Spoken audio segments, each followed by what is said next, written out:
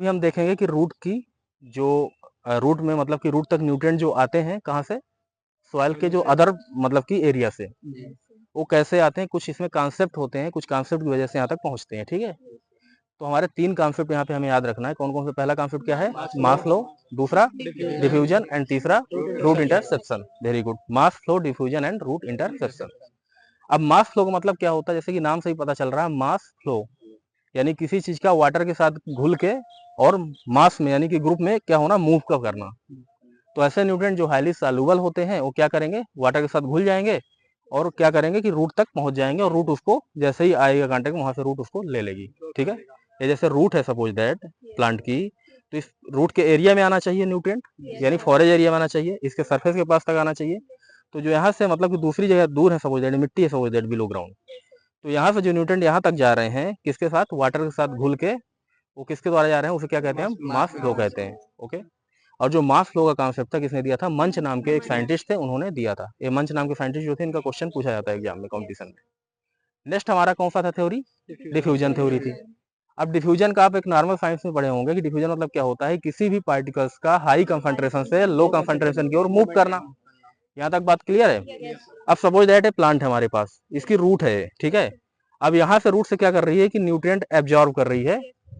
ठीक है, ये जो न्यूट्रिएंट एब्जॉर्ब कर रहे हैं मतलब कि रूट के एरिया में इसका कंसंट्रेशन क्या हो गया, न्यूट्रिएंट का लो हो गया, यानी कम हो गया। बट यहाँ पे कंसंट्रेशन दूर क्या है, ज्यादा है, यानी यहाँ पे न्यूट्रिएंट क्या करेंगे, हाई कंसंट्रेशन से लो कंसंट्रेशन की ओर मूव करते हैं due to the concentration gradient. Concentration gradient क्या होता है कि मतलब कि यहाँ पे कंसंट्रेशन अलग है और यहाँ पे अलग है, एक जगह कम है एक जगह ज्यादा है, उसके बीच का जो डिफरेंस होता है उसे हम क्या कहते हैं, कंसंट्रेशन ग्रेडियंट कहते हैं।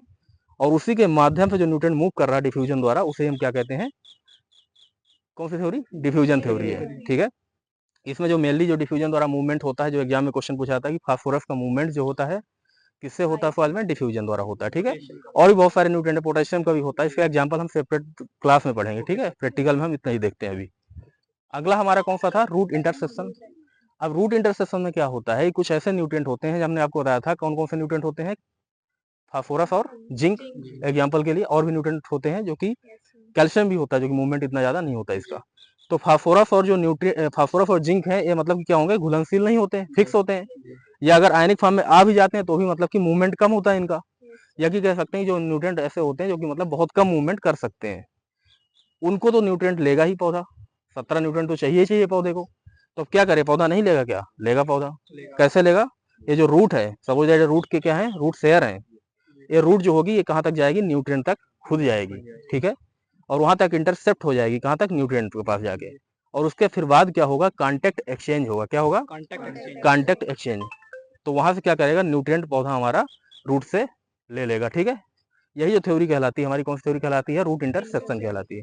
यानी रूट वहां तक जाएगी जहाँ पे न्यूट्रिएंट है, और इसके बाद फिर न्यूट्रिएंट को रूट ले लेगी। ठीक है, और फिर पूरे पार्ट में इसको डिस्ट्रीब्यूट करेगी। इसको कांटेक्ट एक्सचेंज भी कहते हैं। क्या कहते हैं, कांटेक्ट एक्सचेंज।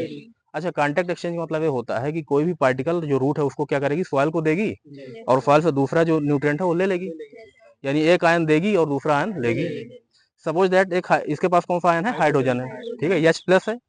तो हाइड्रोजन क्या करेगी, रूट को रूट से सॉइल में चला जाएगा। और देन मान लीजिए कोई भी जो पॉजिटिव कैटायन है, जैसे क्या है एग्जांपल के लिए कैल्शियम है, ठीक है, या मैग्नीशियम है, तो इसको पौधा फिर यहाँ से क्या ले लेगा, कैल्शियम को या मैग्नीशियम को ले लेगा और हाइड्रोजन को मिट्टी में छोड़ेगा। तो यहाँ पे एक और इम्पोर्टेंट कॉन्सेप्ट है कि जैसे कि हाइड्रोजन क्या हो रहा है हमारा, सॉइल में जा रहा है, तो हाइड्रोजन कैसा नेचर होता है, एसिडिक नेचर होता है ना। तो माइल्ड जब हमारे न्यूट्रिएंट लेते ही पौधा एब्जॉर्ब करता है, तो इससे माइल्ड मतलब एसिडिक इन्वायरमेंट चारों ओर बनता है। ठीक है, ये भी एक इंपॉर्टेंट कॉन्सेप्ट है जो आपको याद रखना चाहिए। ठीक है, कि अगर न्यूट्रिएंट एब्जॉर्ब कर रहा है यानी कि सॉइल के आसपास का कैसा एरिया होगा, थोड़ा सा एसिडिक होगा, बहुत ज्यादा एसिडिक नहीं होगा, मतलब बहुत ऐसा नहीं कि मतलब इतना एसिडिक नहीं होगा कि मतलब उसको रिक्लेमेशन की जरूरत हो, but slightly acidic residual effect इसका होता है। तो आज हमने क्या पढ़ा कि मतलब इसकी थ्योरी जो है कौन कौन सी होती है रूट द्वारा न्यूट्रिएंट को एब्जॉर्प्शन करने के लिए। उन थ्योरी को हमने 3 भागों में बांटा, उसको हमने पढ़ा। ठीक है, पहली थ्योरी थी मास फ्लो, फिर diffusion and then root interception. अब हम जो नेक्स्ट क्लास में देखेंगे, हम ये देखेंगे नेक्स्ट क्लास में कि जो न्यूट्रिएंट यहाँ से एब्जॉर्ब कर लिया ना, अब यहाँ से मूवमेंट कैसे करेगा ऊपर की ओर। ठीक है, हर न्यूट्रिएंट की अपनी मूवमेंट करने की क्षमता अलग अलग होती है, उसी हिसाब से इनके डिफिशियंसी सिम्टम भी दिखते हैं अलग अलग लेवल में। उसको हम कल अच्छी तरह से पढ़ेंगे नेक्स्ट क्लास में, ठीक है। तो आज के लिए इतना ही, और अगर आपका कोई भी क्वेश्चन हो, कोई डाउट हो तो बताएं आप। नो सर, किसी कोई क्वेश्चन नहीं? चलिए वेरी गुड, आप इसको नोट कर लीजिए अच्छी तरह से, ठीक है। Thank you, thank you so much.